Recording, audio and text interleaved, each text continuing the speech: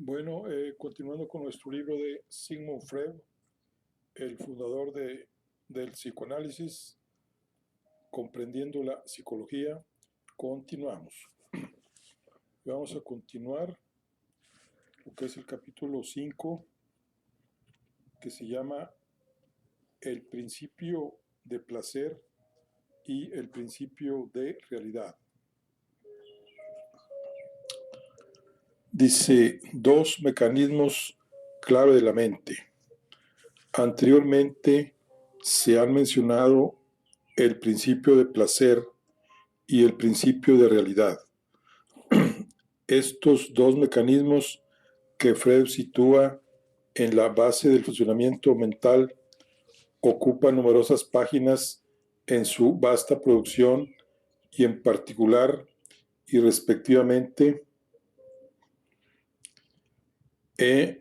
en la interpretación de los sueños, 1900, y formulaciones sobre los dos principios del acaecer psíquico, 1911. De hecho, los consideraba dos hitos fundamentales por su investigación, aun cuando al presentarlos a la Asociación Psicoanalítica Vienesa solo obtuviese objeciones, algo que, por otra parte, no afectó a sus convicciones.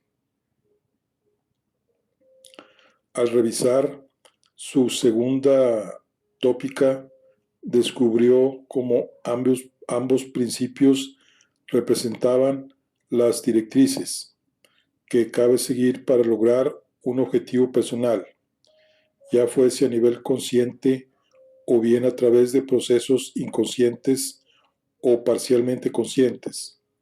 Conviene tener en cuenta que, según Freud, el funcionamiento psíquico se basa en un flujo constante de energía.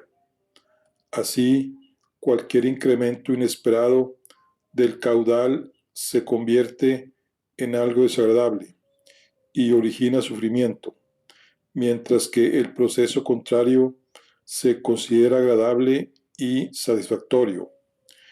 Entre líneas se incluye un eco de los intereses científicos del padre del psicoanálisis.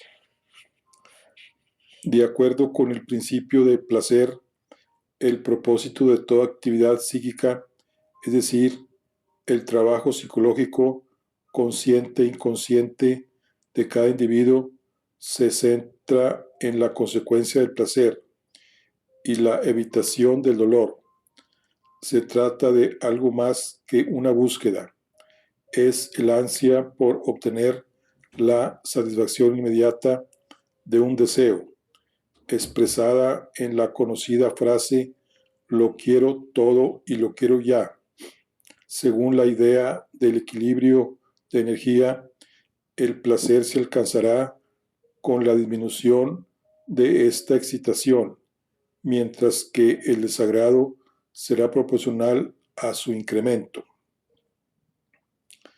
Este principio no tiene en cuenta las circunstancias, las oportunidades o la conveniencia. Su único propósito es reducir el malestar muy relacionado con la acumulación de energía psíquica, drenándolo con la mayor rapidez posible y sin importar los medios.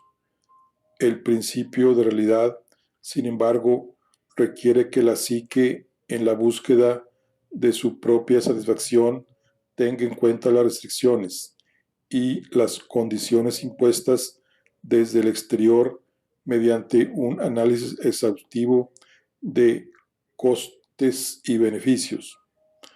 Aunque siempre existe un deseo que debe cumplirse, cambia el modo en que la psique logra su objetivo. La satisfacción depende siempre de una disminución de la excitación que debe ajustarse al contexto en el que se encuentra el sujeto. Así, de acuerdo con este principio, la gratificación de los instintos no es inmediata, sino que surge en un momento y de una forma compatible con las exigencias objetivas de la realidad. Respetar el principio de la realidad implica la capacidad de analizar las diferentes variables relacionadas con los deseos teniendo en cuenta los aspectos sociales, la presencia de otras personas, los riesgos y las posibles consecuencias para el futuro. Ahí interviene el yo, que Freud consideró al servicio de tres amos distintos.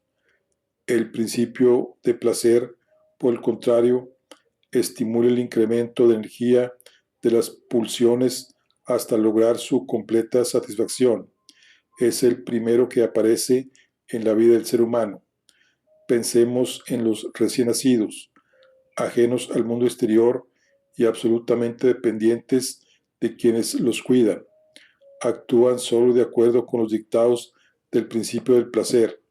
Por ejemplo, la sensación de hambre provoca un aumento de tensión, lo que desencadena sentimientos desagradables que se expresan mediante el llanto. El niño de pecho que ignora el mundo exterior con sus limitaciones y su sistema de reglas que retrasan la entrega de alimento, berrea hasta que reciba su comida. Cuando la obtiene, la sensación de saciedad disminuye la tensión y experimenta placer.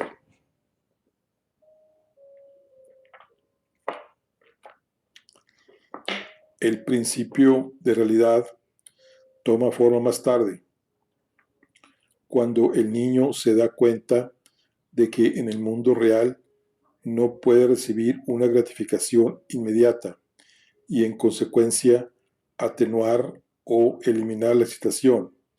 Esta nueva forma, que no prescinde del objetivo de obtener placer, sugiere la posibilidad de tolerar una frustración temporal en aras de una mayor satisfacción. El análisis de los distintos aspectos del ambiente que rodea a la persona es crucial para determinar cuándo y cómo debe actuarse.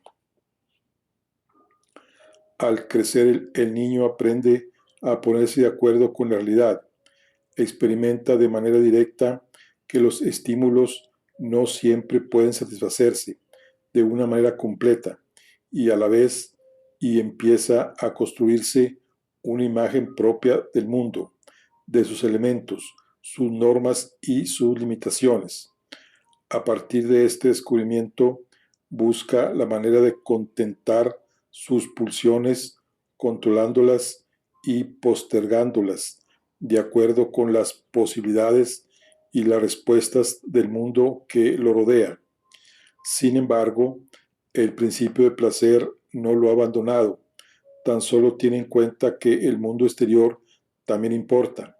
Para obtener algo hay que comprometerse, renunciar a ciertas apetencias, aceptar las restricciones externas.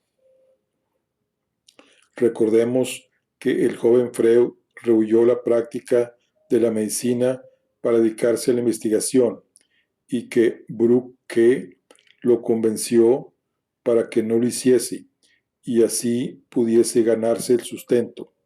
Cuando logró una cierta estabilidad económica, pudo recuperar sus antiguos intereses.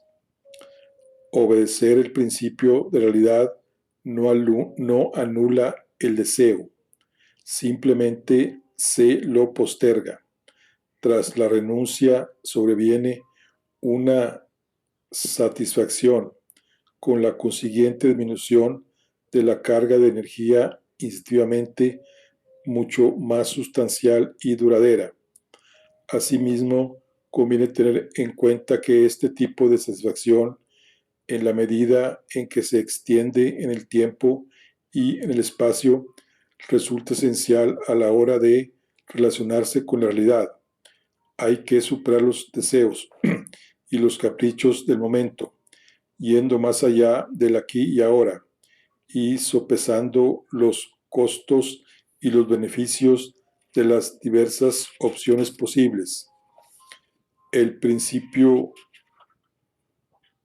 de placer se mantiene activo a lo largo de nuestra vida, actuando como si fuese un interlocutor o incluso un antagonista del principio de realidad, y rige tanto los mecanismos inconscientes como los conscientes y preconscientes.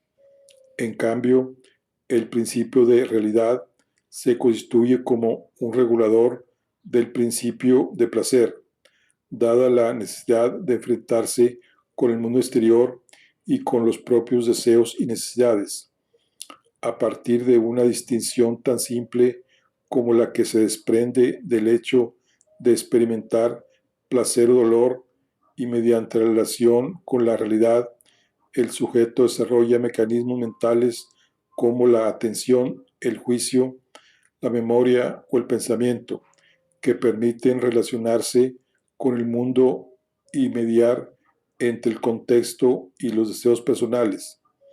En otras palabras, el yo evoluciona del yo placer, completamente orientado a buscar satisfacción y rehuir el dolor, al yo realidad, más interesado en lo que es útil y eficaz, y constituye una garantía con respecto a lo que puede ser perjudicial.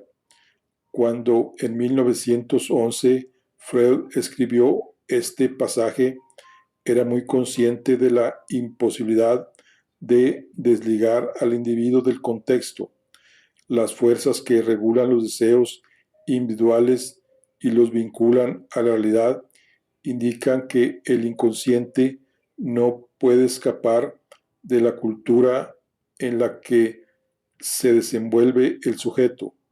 Freud prestó atención al modo en que la realidad condiciona las elecciones individuales en un breve ensayo de 1908 titulado La moral sexual, cultural y la nerviosidad moderna, y en el que concluye que el pudor y la modestia exagerados de la sociedad burguesa sofocaban y reprimían los deseos con una virulencia tal que estos jamás podían cumplirse y originaban desequilibrios psíquicos que se manifestaban en forma de traumas y neurosis.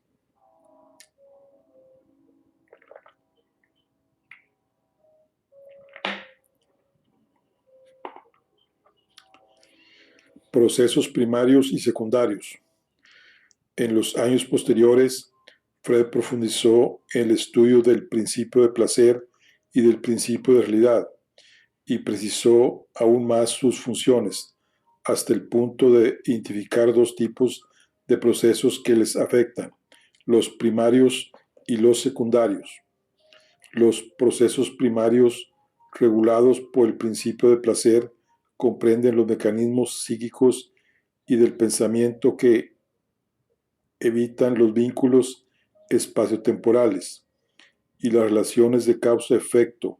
Freud los consideraba el primer modo y el más arcaico desde un punto de vista evolutivo. Cómo funciona el aparato psíquico, de ahí que los considere primarios. Los niños más pequeños actúan únicamente movidos por procesos de este tipo, y el inconsciente los mantiene activos durante toda su vida. Los procesos secundarios, por el contrario, se caracterizan por el principio de realidad y se refieren a los mecanismos psíquicos orientados en el tiempo y el espacio, al pensamiento racional, así como a las representaciones del mundo coherente y conectadas entre sí. Constituye una característica del yo maduro y se centran en la posibilidad y la capacidad de aplazar una gratificación y por lo tanto de diferir en el tiempo la descarga de energía psíquica hasta que las circunstancias externas sean más favorables. De acuerdo con la teoría freudiana, nuestro aparato mental funciona mediante procesos primarios y secundarios, cuyas características son las siguientes. Primeramente tenemos Las características psíquicas. Los procesos primarios son pensamiento onírico, chiste, actos fallidos y simbolismo. Y los procesos secundarios, pensamiento racional, leyes lógicas especiales y temporales. El siguiente, el recorrido de la energía. Los primarios es energía libre, no vinculada, y los procesos secundarios, energía vinculada. Y luego, el lugar en la psique es inconsciente y preconsciente, consciente.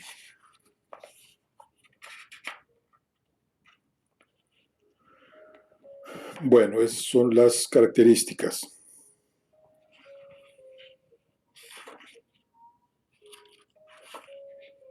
Ahora vamos a ver el capítulo 6, que son lapsus y actos fallidos. Los mecanismos de la vida cotidiana. Lo que es un lapsus. Dice, lapsus, la palabra de origen latino significa literalmente caída. En el lenguaje coloquial se emplea para referirse a un error no intencionado en el que se incurre por distracción. Bueno, dice, los mecanismos de la vida cotidiana.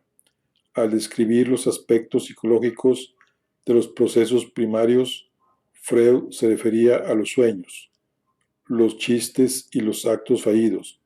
Pero, ¿qué quiere decir exactamente?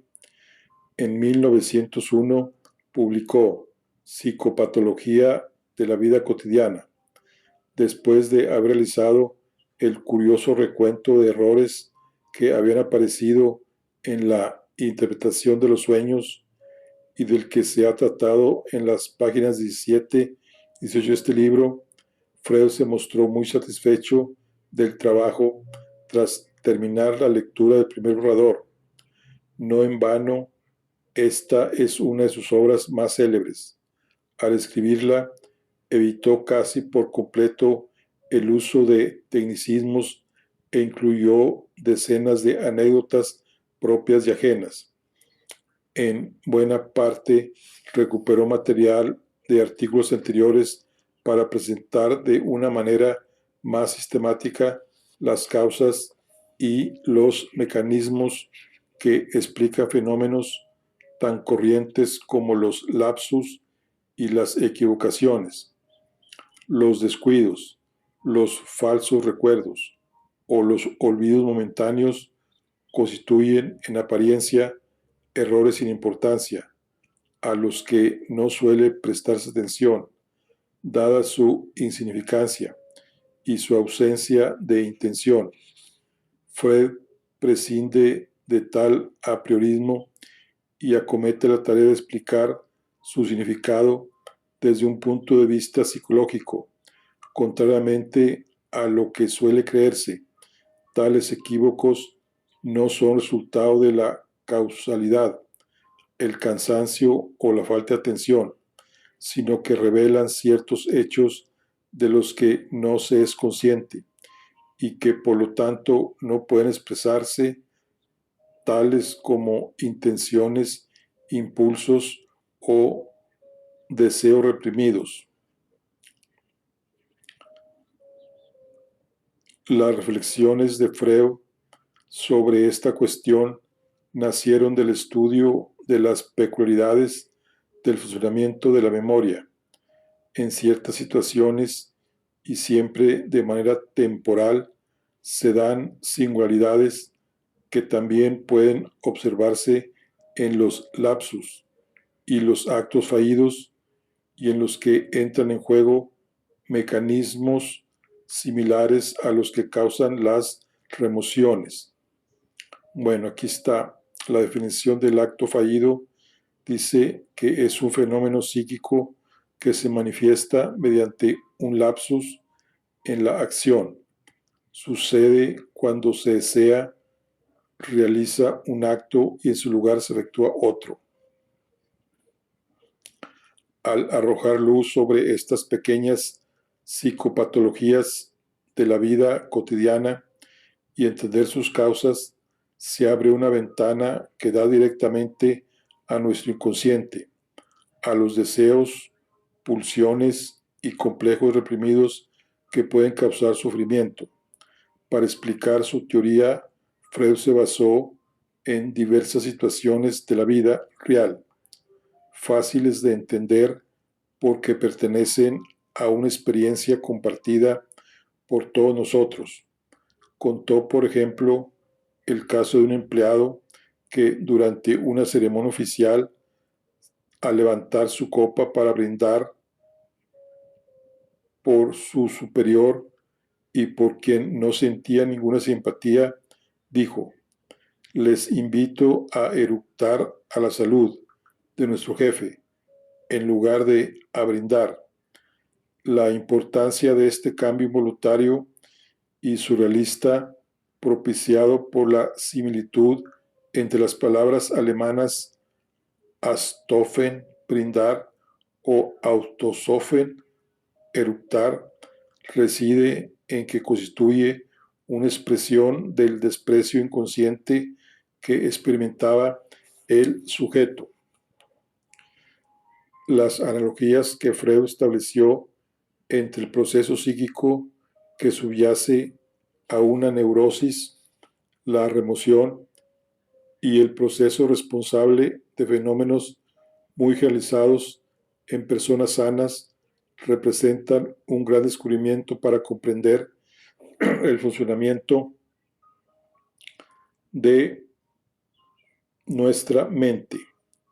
Si podemos observar los mismos mecanismos en la raíz de diversos trastornos psicopatológicos, la división entre lo normal y lo patológico se vuelve más confusa, lo cual no significa que los lapsus deban considerarse siempre como síntomas de alguna dolencia. Simplemente demuestran cómo funciona la mente en personas sanas, como en otras que padecen algún tipo de problema.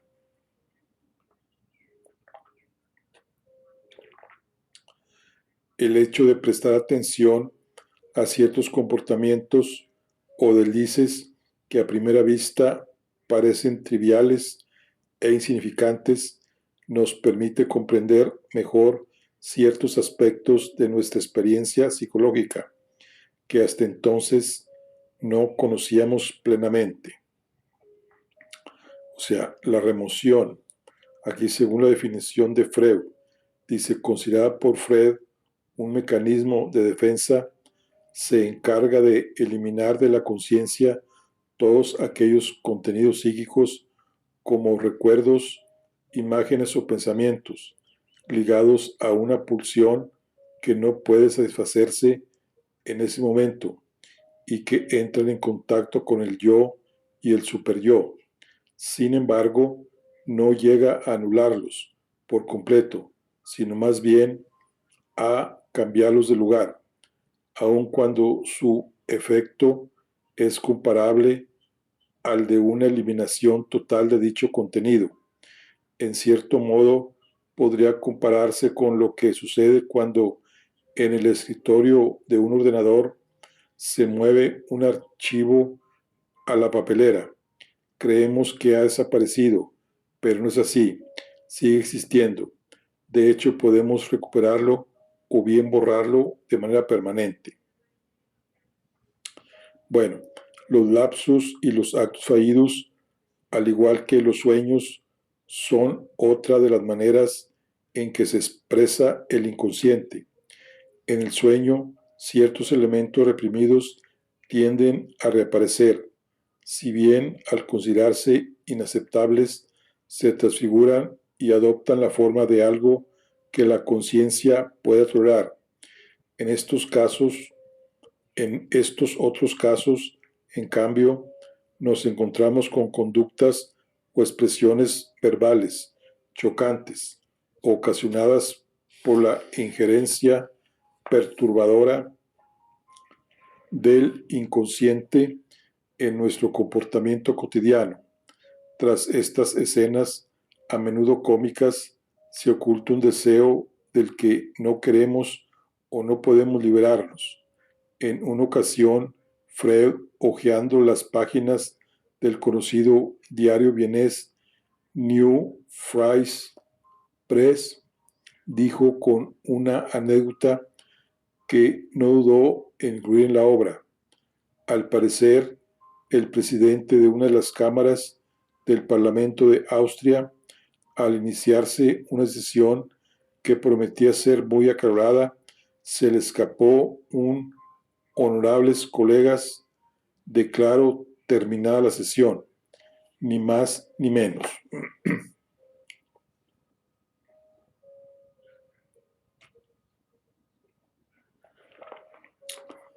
Los lapsus. En su obra, Freud ilustró varios tipos de lapsus. Los clasificó teniendo en cuenta el contexto en el que se manifestaban. Los de naturaleza verbal pueden expresarse de maneras distintas.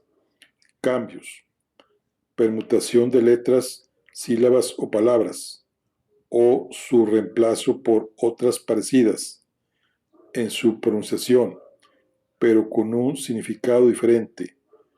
Me das un queso, digo un beso.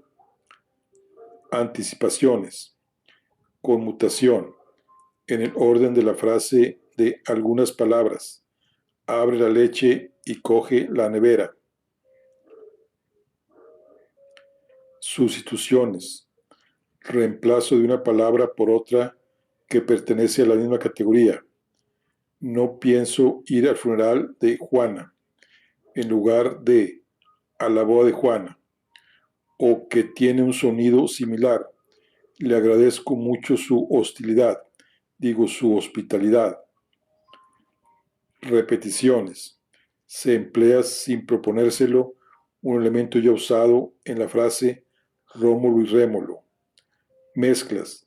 Se originan por la fusión de dos o tres palabras. Nos vemos mañana lunes. Los lapsus de lectura y escritura obedecen a los mismos mecanismos que rigen los lapsus verbales. El texto que leemos o escribimos toma forma en función de los deseos e intereses personales. Pensemos, por ejemplo, en lo que ocurre cuando leemos por equivocación. El restaurante estará abierto el domingo por la noche, en lugar de cerrado el domingo por la noche, porque estamos pensando en acudir allí ese día. O cuando nos vemos en la tesitura de leer o escribir algo doloroso o desagradable para nosotros. Existen además los lapsus de escucha, que se producen cuando oímos una cosa en lugar de otra, llevados por nuestras necesidades inconscientes. Tampoco es raro que olvidemos ciertas palabras, sobre todo nombres propios. A menudo estos olvidos suelen combinarse con fenómenos de cambio.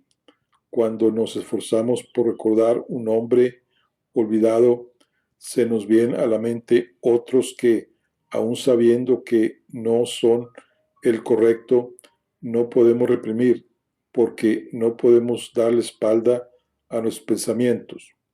Un análisis en profundidad sacaría a la luz la obsesión que se oculta tras el lapsus y que une la palabra reprimida con la que parece recordarse con tanta insistencia. Freud también profundizó en el significado de las acciones sintomáticas, que suelen darse con cierta regularidad en función de determinadas circunstancias o incluso de manera aislada. Tal sería el caso de aquellas personas que padecen tics nerviosos, mesarse el cabello, martillar con los dedos, morderse el labio, o efectúan acciones automáticas con un objeto particular, garabatear con un lápiz, jugar con el llavero, frotarse la ropa. Esos gestos representan la aparición de una emoción inconsciente difícil de reconocer y expresar hacia la persona olvidada, posiblemente porque se trata de rabia, aburrimiento, hostilidad o preocupación. Por lo tanto, no es la emoción en sí inaceptable, sino el objeto o la persona hacia la que se dirige. En consecuencia, si en una reunión de trabajo importante nos aburrimos, no se debe al tema que se trata, sino al mismo hecho de estar en una sala con otra gente. Por eso algunas personas, en lugar de expresar su fastidio con palabras, pasan el rato garabateando en un papel. Algo similar sucede cuando perdemos algo. Freud considera este descuido como la manifestación de una aversión inconsciente por el objeto en cuestión, sobre todo si apenas tiene valor, o de un sentimiento o una idea sobre el mismo que se mantienen reprimidos. Freud descubrió otro lapsus de escritura especialmente curioso. En 1909, en una carta a Jung, le confesaba una vez más su decepción por Viena y los vieneses, parafraseando al autor latino Suetonio. Sin embargo, si, según el historiador, el emperador Calígula deseaba que todos los romanos formasen un cuerpo con una sola cabeza para decapitarlos de un tajo, el padre del psicoanálisis expresó una idea menos violenta, pero de una contundencia similar, aunque con un resultado imprevisto.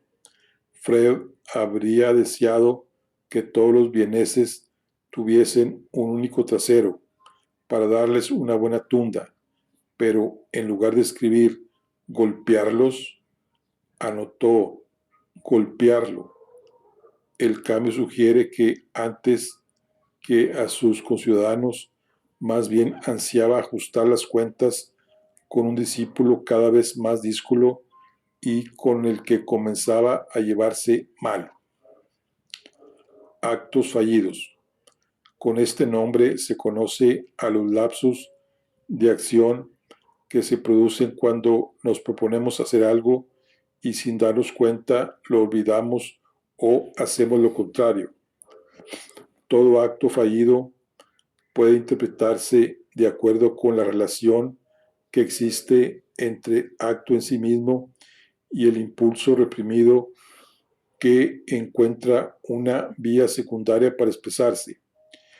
Ítalo Bebo, en su novela La conciencia di seno, describe un ejemplo típico de acto fallido. El episodio, uno de los más célebres de la obra, permite rastrear, además, la influencia de las teorías freudianas. Cuando Zeno abandona la oficina para asistir al sepelio de su cuñado, que se había suicidado, ve un cortejo fúnebre en el que cree distinguir el coche de un amigo de la familia y decide seguirlo. Al cabo de un rato se da cuenta de que no conoce al finado. En puridad no se trata de un error, ya que Zeno se resiste a participar en el acto porque en su foro interno se niega a hacerlo. En el fondo no soportaba a su cuñado y llevado por su sentimiento de menosprecio, consuma su desprecio mediante esta aparente equivocación. Psicopatología de la vida cotidiana es sin duda la obra de Freud que ha gozado de una mayor difusión. En vida del autor se tradujo a 12 idiomas. La razón de su éxito depende en buena medida del hecho de versar sobre las experiencias compartidas y analizarlas con un estilo carente de tecnicismos y sin adentrarse en aspectos teóricos de cierta complejidad. Al leerla, podemos contemplar bajo una nueva luz comportamientos y acciones ya vividas, que hasta ese momento nos parecían bastante insignificantes, e intentar identificar los conflictos y defensas que quizá expliquen la presencia de esas pequeñas disfunciones en nuestro acontecer diario. Los lapsus y los actos fallidos expresan un conflicto y nos recuerdan la presencia constante del inconsciente tras nuestras acciones y preferencias. Lejos de asustarnos, nos brindan la oportunidad de descubrirnos y conocernos mejor. Bueno, aquí concluimos la charla del día de hoy. Nos vemos en la siguiente. Hasta luego.